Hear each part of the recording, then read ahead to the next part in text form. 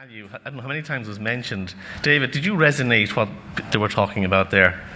Yeah, very, very much, and I think it shows the direction of the fact that I'm Chief Value Officer for a company. I think what we are seeing is every organisation now has a different definition of what they mean by value. If you went back a couple of years, I think it's fair to say that everybody kind of meant lowest capital costs was pretty much what they meant by value, how you drive it down. I think today, if we're serious about change, if we're serious, and it was great to see actually alignment between that line of sight, what we talked about this morning, between outcomes, in fact, impact and outcomes, and the value we're starting to create. And it was great to see as well, because to do that, you need to put in capabilities as well. So there's been a big drive in the UK, some folk might have seen it, to actually put in what's called the Value Toolkit. So as part of our, it's called an Infrastructure Procurement Authority, is looking to start at the very beginning of defining value.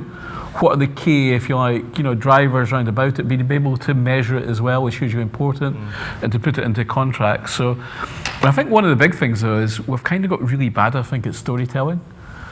So we saw about discovery, and it was interesting. We were doing a value one last week for transportation, and we're actually interviewing the folk that use transport. I said, what does value mean to you? And they said, well, actually, every day we take a journey from A to Z. We want to do it safely, we want to do it securely, but we want to understand our transport modes, we want to understand what the impact on the environment is going to be. And it's suddenly, when you start, you think, gosh, we've got to listen to people and be able to tell a story to put that value proposition It's difficult together. to measure. I mean, value must be equal sustainable growth. If you're adding value in your business, then you're going to grow and earn more, and become more successful. Any questions from the floor? Did you want to raise your hand? Any questions from the floor? Okay. Interesting. CISC and BAM, two major companies, different kind of insights. John Sisk and Son, very large company. Do you find that you have to help your supply chain? The subcontractors you work with, do you pre-qualify them? You're certified BIM. Yep. What about your subcontractors? There's a variation, yeah. I suppose. Are you asking for that certification, or? No, we're not necessarily asking for the certification, but we do have the digital appointed, the assessment forms that we send out as part of our tender packs, and usually we get them and we assess them. It could be an instance where it's maybe a contractor or something that maybe doesn't have the BIM capabilities to provide it, so we'd obviously maybe look to see if there's companies that we could outsource their BIM element to work for them on the project. So I'd say it varies. More and more though, pretty much all the supply chain, the contractors, they're all familiar with BIM. They have their own accreditations as well. So it's still a bit of a mix. Yeah. So David, you mentioned don't wait for government. It was you, wasn't it? That mentioned. It was.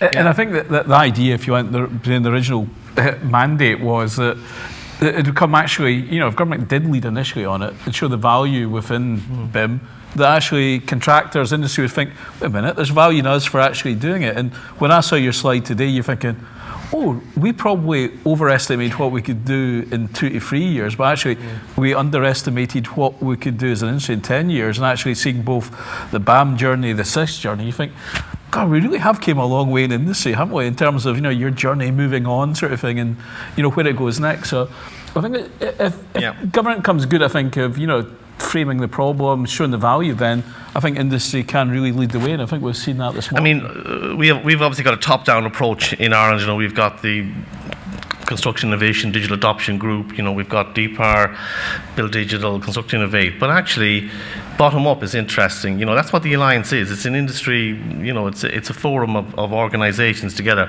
So I think it's possible, and actually BAM and CISC are both original founders of the Alliance 22 years ago, I don't know if you know that. So it's getting the larger Tier 1 companies who will be required to use BIM in 24 on public works contracts to get in behind and encourage the rest of the industry in your supply chain to use it as well, to drive the transformation from the bottom and then from the top, and then the sweet spot is where both meet. Any questions? Come on, you can't be too shy. Yes. Malachy, you're very welcome. Thank you. Delighted to see an industry panel here. So this is a bit of a hometown question in one sense. Do you feel that the education sector in Ireland, third level, is serving you guys well in terms of industry, in supplying you with graduates who are being enabled, or can we do better? Mm-hmm. That must be for BAM Assist, maybe. Yeah, I can answer that. The education is serving industry. However, I don't know if education. So this week, as an example, a bone of contention as a land surveyor. Yeah. Okay, so this week there is difficulty in a surveying course in Ireland that may not survive because of people not understanding what that system is and how it services the industry. We have graduates that have come out of a particular course that are really well suited to the digital environment, like have a skill set that's not supplied within the construction industry in any other place, and the educational system doesn't understand the value of the course that it gives.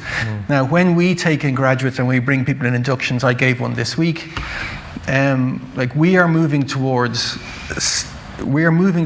a very support orientated structure that removes a lot of the self-learning in a way that people were forced to do within a system.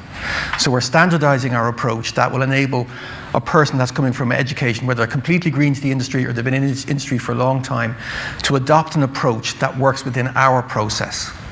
Okay, so but the difficulty that we have is that when we're looking for innovation and when we're looking for people to look at a problem and go, how do I fix this? I know how to do A, B, and C, but A, B, and C isn't working. A to B is not working very well, and I'm having difficulty getting to C.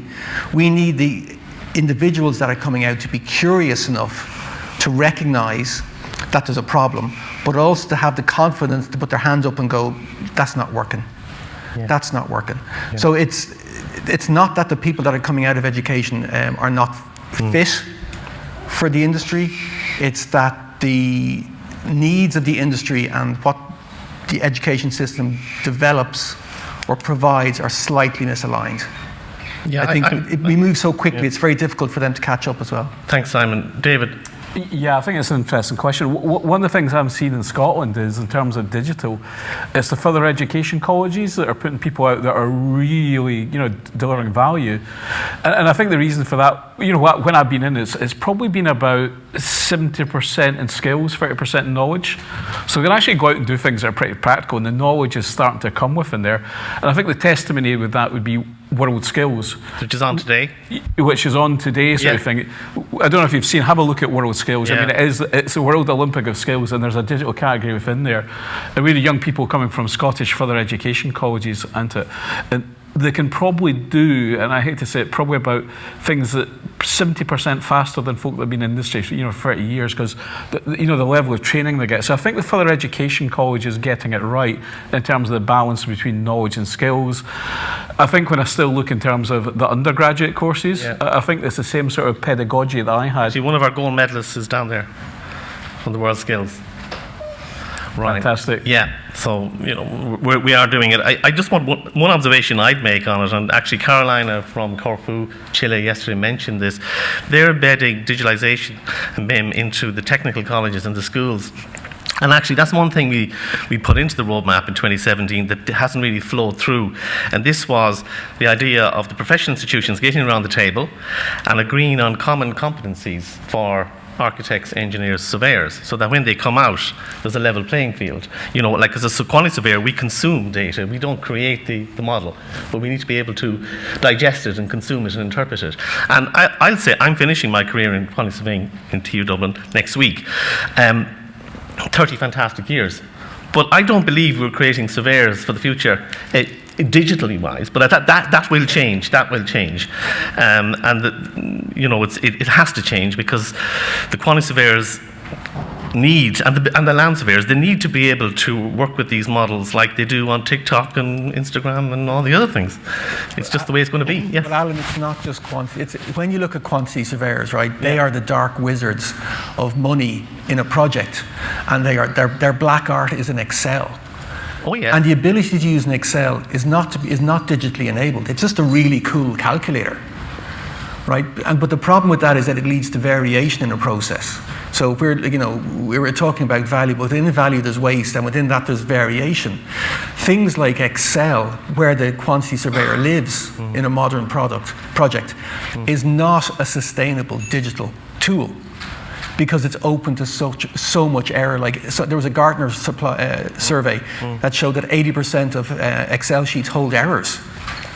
But the real skill of the quantity surveyor is to interpret what's not on the model or in the drawing. But that's the real skill. The real skill of the quantity surveyor is not plugging data into Excel.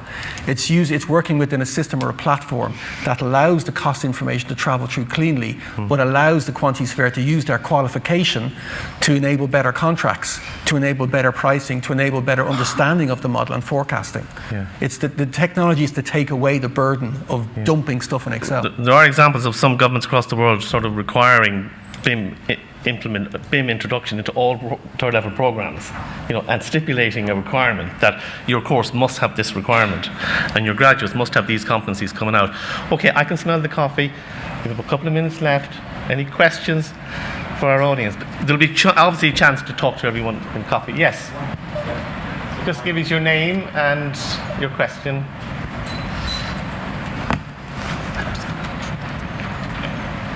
Hi. I've seen talking about the data and value, and we are generating a huge amount of data.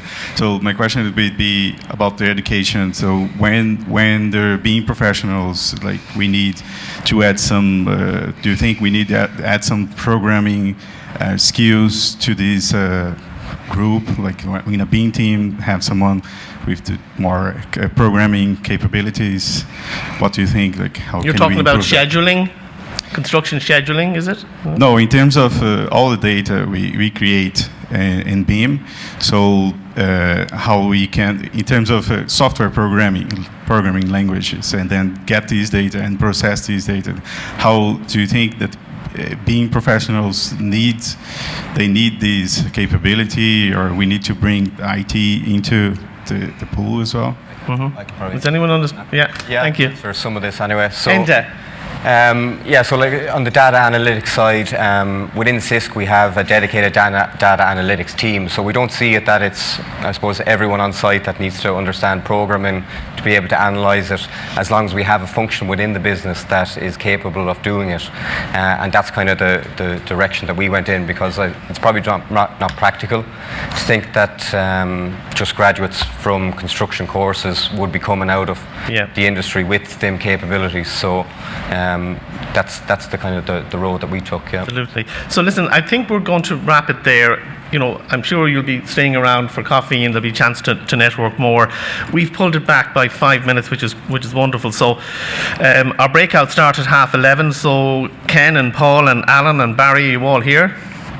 And I think you just to look where you're going.